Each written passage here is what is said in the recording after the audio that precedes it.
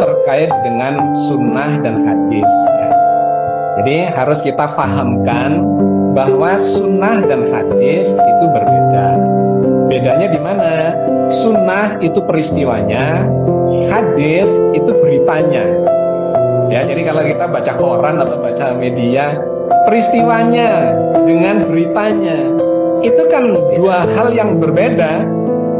Bisa beritanya sama persis dengan peristiwanya, atau itu dipelintir-pelintir, atau itu hoax, bahkan ada berita-berita yang sama sekali berbeda dengan peristiwanya.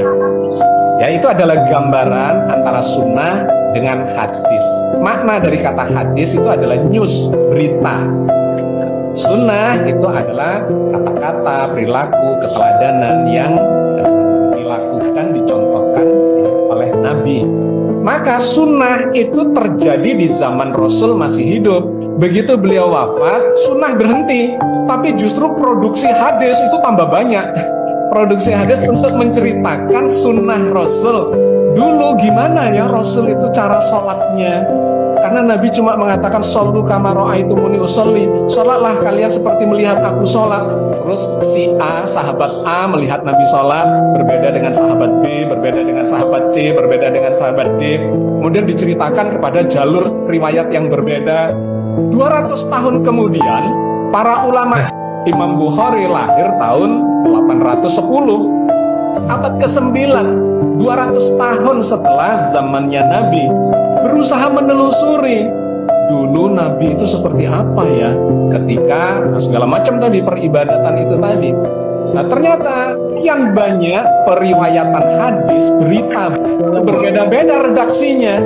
Imam Bukhari beda dengan Imam Muslim, beda dengan Imam Daruqutni, dengan Ibnu Majah, dengan Abu Dawud, dengan Tirmidzi gitu ya. Dalam Kutubus Sittah itu 6 kitab hadis yang dianggap tertinggi, yang bahkan mengalahkan buku-buku karya sebelum zamannya mereka. Misalnya musnadnya Imam Ahmad bin Hambal itu kan hidup di zaman sebelum Bukhari, Muslim dan sebagainya. Atau hadis-hadis yang dituliskan atau dipakai oleh Imam Syafi'i. Imam Syafi'i hidup lebih awal dibandingkan Imam Bukhari. Bahkan pada saat Imam Syafi'i wafat tahun 820, Imam Bukhari masih usia 10 tahun, belum punya karya. Sehingga saya jadikan judul, salah satu judul dalam kajian di YouTube itu, Imam Syafi'i tidak pernah menggunakan hadisnya Imam Bukhari. Kenapa? Karena Imam Bukhari memang belum punya karya, belum lahir bahkan di zaman puncak karyanya dari Imam Syafi'i misalnya begitu. Apalagi para ulama dan sahabat-sahabat sebelum Imam Syafi'i dalam 200 tahun sejak zaman Nabi sampai karyanya Imam Bukhari muncul, itu menggunakan hadis apa? Bukan hadis yang di dalam atau diriwayatkan oleh Imam Bukhari. Bahkan Imam Muslim pun sebagai murid dari Imam Bukhari tidak pernah meriwayatkan dengan sanad kata Imam Bukhari dari riwayat sebelumnya ya, sanad sebelumnya itu tidak pernah, berbeda-beda. Saya cuma ingin mengatakan bahwa hadis itu menggunakan redaksi yang dibikin oleh para periwayat yang menelusurinya itu, dan tidak pernah diverifikasikan kepada Rasul. Apakah hadis ini benar? Ya Rasul sudah wafat sudah 200 tahun sebelumnya gitu. Sehingga hadis itu lantas macam-macam levelnya gitu ya. Dalam ilmu hadis kemudian dikenal istilah-istilah mulai dari hadis yang palsu, yang dhaif, yang lemah, yang hasan, yang sahih, sahihain, disahihkan oleh dua periwayat hadis yang dianggap tertinggi, Bukhari dan Muslim misalnya. Mutawatir tadi, sehingga mutawatir diriwayatkan dari jalur yang berbeda sehingga itu dianggap memiliki validitas yang lebih dibandingkan dengan hadis-hadis yang lain dan sebagainya. Siapa yang menilai itu? Bukan Rasul, bukan dijamin oleh Rasulullah.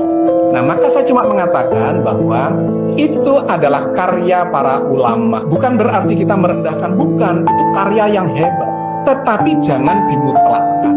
Kenapa? Karena tidak ada jaminan yang qat'i, yang pasti dari Al-Quran. Seperti Al-Quran menjamin Al-Quran. Ya Allah menjamin Al-Quran sendiri bahwa ini inna nahnu nazzalna dzikra wa inna lahu lahafizun.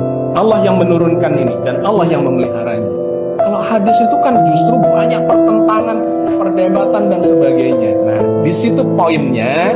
Maka saya mengatakan satu, ini jangan dimutlakkan.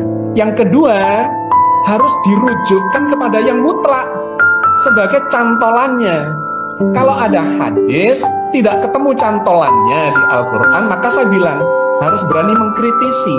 Apalagi ketika hadis itu bicara tentang akidah.